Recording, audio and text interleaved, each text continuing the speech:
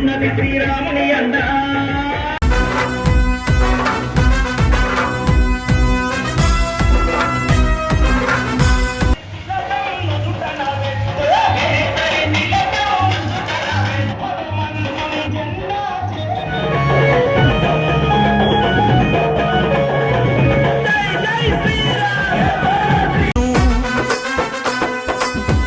రంగమున వెన్ను చూపకనే ముందుకెళ్ళమని సాగనంపెను.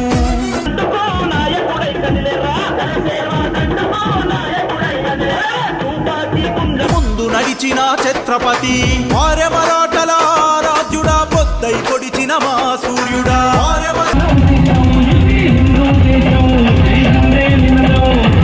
న్యాయాలంకార మండిత శస్త్ర సశాస్త్ర పారాంగత క్షత్రియ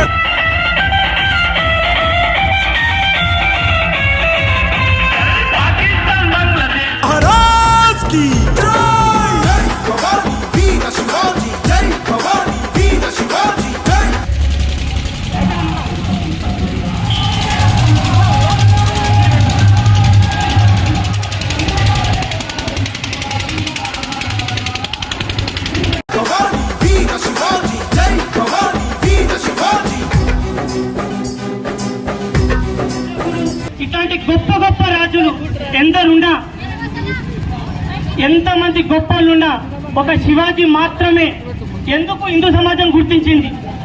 శివాజీ పేరు చెప్పినప్పుడు మాత్రమే ప్రతి ఒక్కరి గుండెల్లో ఎందుకు స్పందన వస్తుంది, ప్రతి ఒక్కరి గుండెల్లో ఇది నా కోసం మా కోసం పోరాడిన ఒక వ్యక్తి అనే అవగాహన ఎందుకు వస్తుంది. అంతకుముందు నుంచి లేదా, కానీ ఎందుకు అట్లాంటి వ్యక్తులకు చరిత్ర స్థాయిగా నిలిచిపోతుందో మనం కొంచెమైనా తెలుసుకోవాలి. ప్రతి వ్యక్తి తన కోసం జీవిస్తాడు, అందరూ అంతే.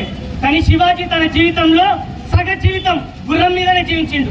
ఎందుకంటే యుద్ధం కోసం, సన యుద్ధం కోసం కాదు, ఈ హిందూ సమాజం కోసం. కొన్ని వేల సంవత్సరాల నుంచి ఉన్న ఈ హిందూ దేశం అంచెలంచెలుగా విదేశీ చేతులకు పోతూ ఉంటే ఈ దేశంలో ఎట్లాంటి వాళ్ళు వచ్చినా అంతవరకు ఈ సమాజం మళ్ళా హిందూ సమాజం లెక్క మారలేదు. కానీ అందులో నుంచి మరాఠా నుంచి ఒక వ్యక్తి వచ్చిండు. ఆ వ్యక్తికి ఛత్రపతి శివాజీ. ఆయన 1717 సంవత్సరాలలోనే గుర్రం మీద యుద్ధం ప్రారంభం చేసి జీవితాంతం చివరి రోజు వరకు కూడా యుద్ధం చేసి ఈ దేశంలో హిందూ సమాజ నిర్మాణం కోసం పోరాడిండు. సరే, ఆయన ఒక్కని శ్రమనే ఉందా అంటే, ముఖ్యంగా ఒక వ్యక్తి నిర్మాణంలో తల్లిదండ్రుల పాత్ర ఎంతైనా ఉంటుంది. శివాజీ నిర్మాణం కంటే ముందే తల్లి జీజియమాత, తండ్రి షాజీ భోస్లే, వీళ్ళిద్దరు కూడా కలలు కన్నారు ఈ దేశానికి ఒక వ్యక్తిని ఇవ్వాలి, గొప్ప వ్యక్తినని. జీజియమాత తపనతోటి ఆ శివుణ్ణి ప్రార్థించి నాకు పుట్టే అంశ, ఆ శివుని అంశ కావాలని మనస్ఫూర్తిగా కోరుకొని ఆ శివుణ్ణి వేడుకుంటే పుట్టిన వ్యక్తి ఛత్రపతి శివాజీ. ఎందుకంటే ఒకరోజు చిన్న సంఘటన, ఆమె చిన్ననాడు వాళ్ళ నాన్నతోటి మాట్లాడుతుంటే ఒక వ్యక్తి వచ్చి వాళ్ళ నాన్నతోటి మాట్లాడి పక్క పొంటి ఉన్న శివాలయంలో పోయి మూత్ర విసర్జన చేసి వెళ్ళిపోతాడు.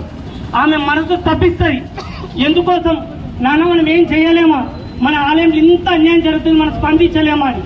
అప్పుడు వాళ్ళ నాన్న చెప్తాడు, ఇప్పుడు నాతోటి కాదమ్మా, మన తరంతోటి కాదు, చెప్పలేం, భగవంతుడు ఎవరైనా పంపిస్తే అట్లాంటి వ్యక్తి వస్తే మనం భవిష్యత్తులో చూడొచ్చేమో అని. ఆ క్షణం ఆమె కోరుకుంటుంది, నాకు పుట్టే కొడుకు ఆ శివంశే కావాలని. ఆ రోజు అనుకున్నామే, మనసులోని కాంక్షనే ఒక శివుని రూపంలో మనం శివాజీని చూస్తున్నాం. మరి శివాజీ ఒక్కడే గొప్పడా అని కాదు, శివాజీ తర్వాత తరం. మనం గంగలో మునిగినాం, ఏదో పూజలు చేసినాం, ప్రతి దాంట్లో పుణ్యం వచ్చింది అనే కాకుండా ఈ దేశం కోసం, ధర్మం కోసం ఏ కార్యక్రమం చేసినా మనం కనీసం చూడాలి. ఎందుకంటున్నా అంటే ఈ మధ్యలో దేశంలో మంచి మార్పు వస్తుంది. ఎట్లాంటి మార్పు? కొన్ని మంచి విషయాలు తీస్తున్నారు.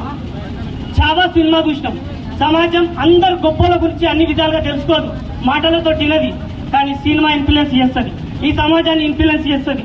అట్లాంటప్పుడు మన 10 రూపాయలు ఈ సమాజం కోసం, ఈ ధర్మం కోసం ఎవరు చేసినా మనం గంగకు పోయి స్నానం చేయడం ఎంత ఇంపార్టెంటో చావాలంటే